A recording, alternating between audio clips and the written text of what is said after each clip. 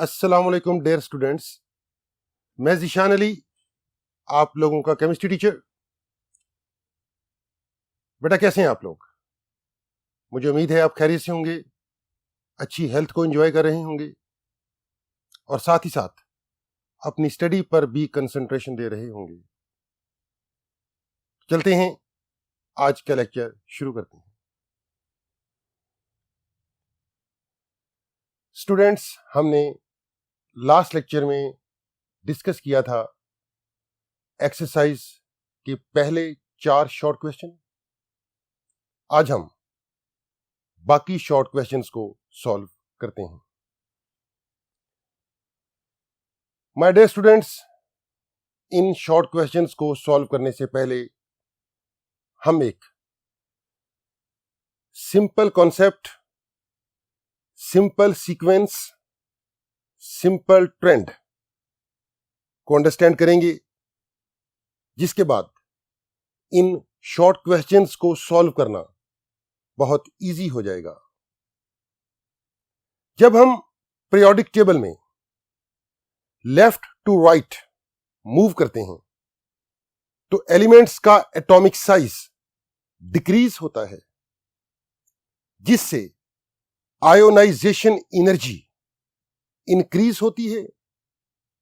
Elements का metallic character decrease होता है या नॉन मेटेलिक करैक्टर इंक्रीज होता है। इन द सेम वे, अगर हम मूव करें टॉप से बॉटम इन ए ग्रुप तो एलिमेंट्स का एटॉमिक साइज इंक्रीज होता है, आयोनाइजेशन एनर्जी डिक्रीज होती है, जिससे एलिमेंट्स का मेटेलिक करैक्टर इंक्रीज होता है या नॉन मेटेलिक करैक्टर डिक्रीज होता है। हमारा question number 5, why group second A elements are less reactive towards oxygen. हमने वही ट्रेंड माइंड में रखना है जो भी हमने डिस्कस किया है कि जब हम पीरियड में लेफ्ट टू राइट मूव करते हैं तो एलिमेंट्स का एटॉमिक साइज डिक्रीज होता है, यानी मेटल की रिएक्टिविटी डिक्रीज होती है अलोंग ए पीरियड। क्योंकि सेकेंड ग्रुप के एलिमेंट्स अल्कली मेटल के बाद में आते हैं इन ए पीरियड, तो डेफिनेटली इनकी केमिकल रिएक्टिविटी कम होगी as compare to alkali metals. यहां एक सिंपल सा ट्रेंड है जो आपने स्टूडेंट्स माइंड में रखना है। अल्केलाइन अर्थ मेटल की केमिकल रिएक्टिविटी कम होती है as compare to alkali metals. Group second के एलिमेंट्स की केमिकल रिएक्टिविटी एज मेटल कम होती है as compare to the elements of group first. इसीलिए जब अल्केलाइन अर्थ मेटल ऑक्सीजन के साथ रिएक्शन करते हैं तो नो डाउट ये कॉरस्पॉन्डिंग ऑक्साइड बनाते हैं, मगर इस रिएक्शन की रिएक्टिविटी कम होती है। मैग्नीशियम ऑक्सीजन के साथ रिएक्शन करता है, मैग्नीशियम ऑक्साइड बनाता है, बट ऑन हीटिंग। लेकिन without heating alkali metal direct reaction करते हैं ऑक्सीजन के साथ। तो हम यूं कहेंगे डियर स्टूडेंट्स, एटम का साइज बड़ा है तो उसकी केमिकल रिएक्टिविटी एज मेटल ज्यादा है, और अगर एलिमेंट का साइज छोटा है तो एज मेटल उसकी केमिकल रिएक्टिविटी कम है।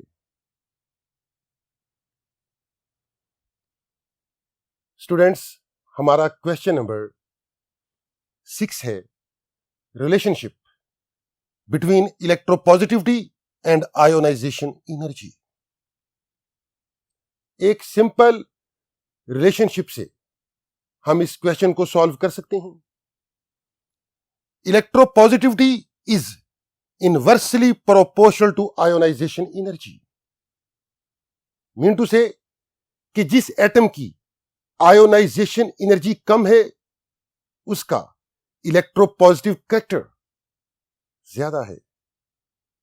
अगर किसी एटम की आयोनाइजेशन एनर्जी ज्यादा है तो उसका इलेक्ट्रोपॉजिटिव कैरेक्टर कम है।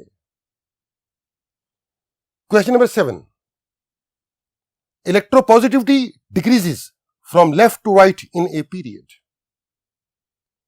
माय डियर स्टूडेंट्स, जैसा कि लेक्चर के स्टार्ट में हमने एक बात डिस्कस की थी कि जब हम पीरियड में लेफ्ट टू राइट मूव करते हैं तो एटम का साइज डिक्रीज होता है, जिससे आयोनाइजेशन एनर्जी इंक्रीज होती है और मेटेलिक कैरेक्टर यानी इलेक्ट्रोपॉजिटिव कैरेक्टर डिक्रीज होता है। तो एक सिंपल सा रिलेशनशिप है हमारे पास between atomic size and ionisation energy. Atomic size is inversely proportional to ionisation energy. Atom का साइज बड़ा, आयोनाइजेशन एनर्जी कम। एटम का साइज छोटा, आयोनाइजेशन एनर्जी ज्यादा। क्वेश्चन नंबर 8 है हमारे पास, electropositivity depends upon size and nuclear charge. तो इस शॉर्ट क्वेश्चन को भी हम सॉल्व कर सकते हैं दो सिंपल रिलेशनशिप से। Electropositivity is directly proportional to atomic size and electropositivity is inversely proportional to nuclear charge. Mean to say, अगर एटम का साइज बड़ा है तो इलेक्ट्रोपॉजिटिविटी एटम की ज्यादा है। एटम का साइज छोटा है तो एटम की इलेक्ट्रोपॉजिटिविटी कम है। In the same way nuclear charge atom में ज्यादा है। मैं बात कर रहा हूं इफेक्टिव न्यूक्लियर चार्ज की। अगर एटम में इफेक्टिव न्यूक्लियर चार्ज ज्यादा है तो इलेक्ट्रोपॉजिटिविटी कम है, और अगर इफेक्टिव न्यूक्लियर चार्ज कम है तो इलेक्ट्रोपॉजिटिविटी ज्यादा है।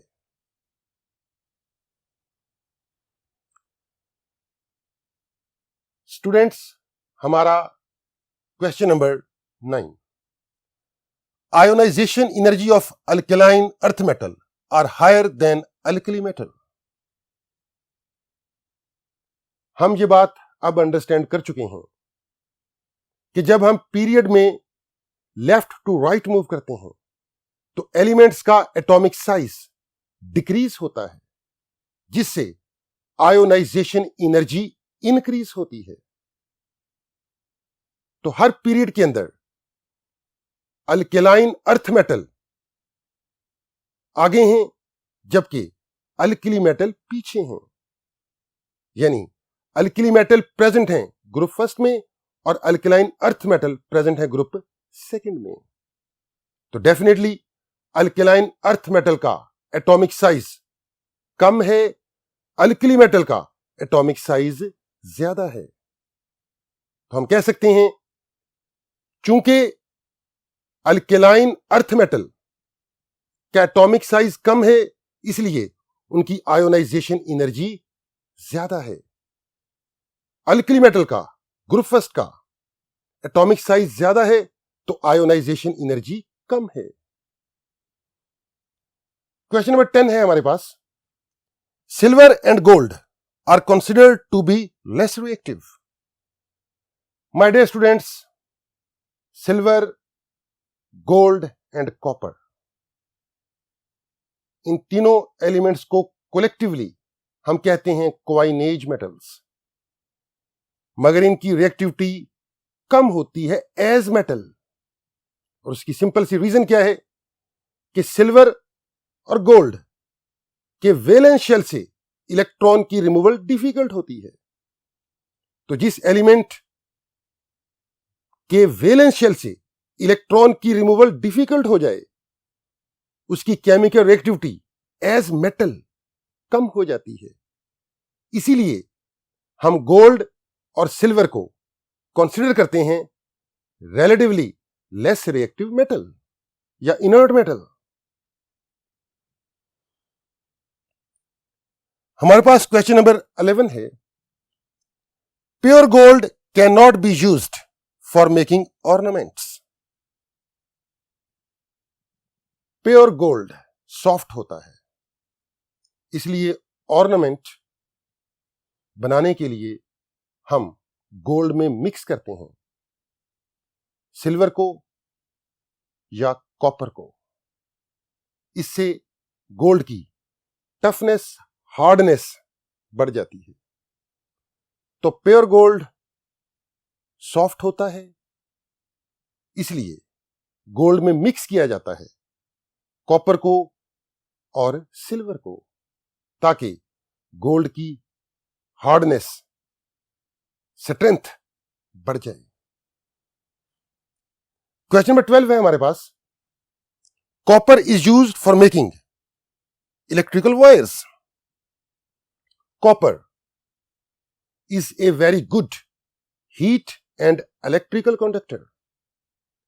इसीलिए कॉपर को इलेक्ट्रिकल डिवाइसेस में और इलेक्ट्रॉनिक डिवाइसेस में हम यूज करते हैं, क्योंकि इसकी इलेक्ट्रिकल कंडक्टिविटी एक्स्ट्रा ऑर्डिनरी होती है। स्टूडेंट्स, हमारा question number 13, densities of alkali metals increases down the group। Density of element का रिलेशनशिप है एलिमेंट के एटॉमिक मास से। जब हम डाउन द ग्रुप मूव करते हैं, टॉप से bottom in the periodic table, तो एलिमेंट्स का एटॉमिक मास इंक्रीज होता है, इसलिए एलिमेंट्स की डेंसिटी भी इंक्रीज होगी।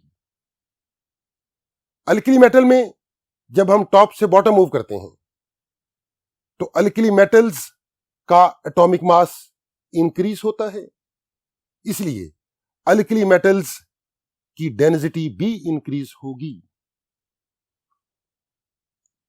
Question number 14, which metal is used for metal work. Metal work basically household articles, decoration pieces के लिए किया जाता है, और ये बेसिकली आर्टिस्टिक वर्क है, स्किलफुल वर्क है, और जिसमें हार्ड मेटल कॉपर यूज होता है for making ornaments, for making antique pieces and for making decoration pieces।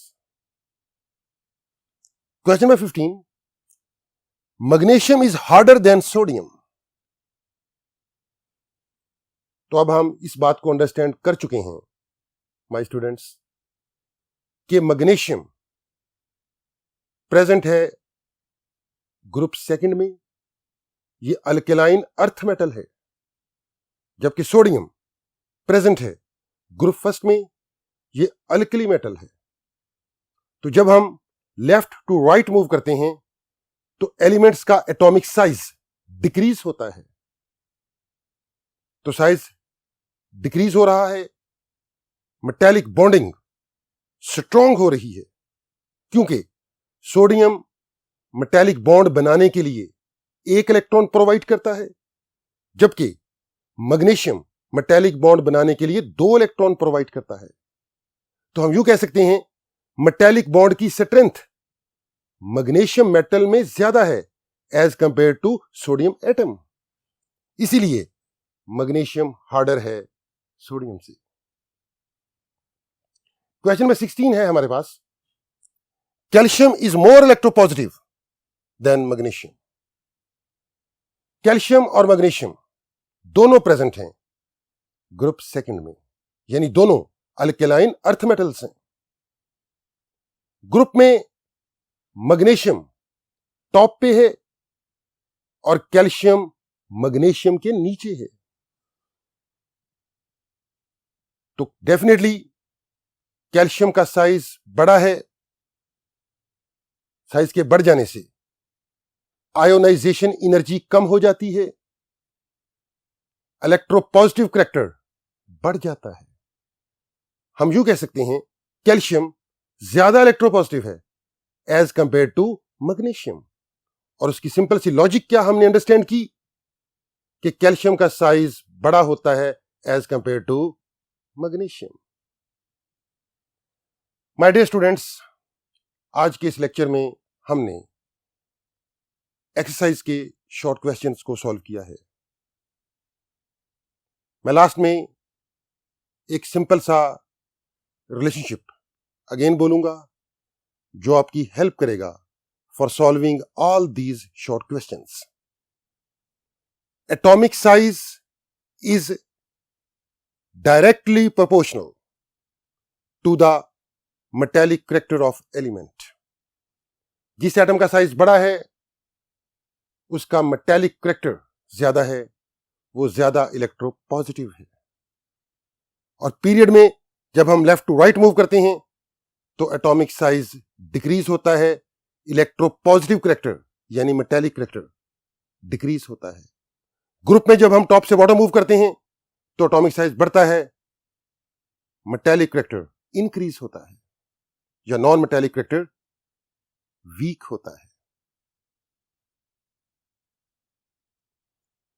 आपने इन शॉर्ट क्वेश्चंस को विद स्टेटमेंट विद सॉल्यूशन अपनी नोटबुक पर नोट डाउन करना है। नेक्स्ट लेक्चर में हम एक्सरसाइज की एक्सटेंसिव क्वेश्चंस सॉल्व करेंगे। तो नेक्स्ट लेक्चर तक के लिए अपना ख्याल रखिएगा। अल्लाह हाफिज।